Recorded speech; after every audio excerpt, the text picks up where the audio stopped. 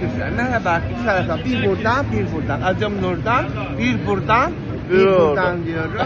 Efendim buradan seslenmek istiyorum. Mezopotamya'nın haşin ve yakışıklı kurmanç erkekleri. İyi ki varsınız. Leha. Size doyamıyorum. Ne diyoruz? Vara vara Nana. kurmanç. Dur lan daha devam edeceğim. Ay kapatma. Tamam. Vara vara kurmanç. Eski ben nam bu kadar diyeceğim. Çeto, Memo, Çeto işte Baran. Ha, Çeto orada. Hepiniz Bak, Çeto. Çeto bu. Vara vara Çeto. Çeto var Hepiniz burada. çok iyi ki varsınız diyorum. Kütür Çeto ye. kütür kütür kurmanç erkek. Pantolonuma şöyle göster pantolonumu. İn aşağı. Ay. Bak Çeto işte bak. Çeto işte bak. Gördün mü? Havalı karıyım havalı. Evet, Çeto işte burada. Tamam, Bakalım Çeto, Çeto Gel gel. Çeto. Çeto gel. Gel Çeto gel. Çeto Gel buraya.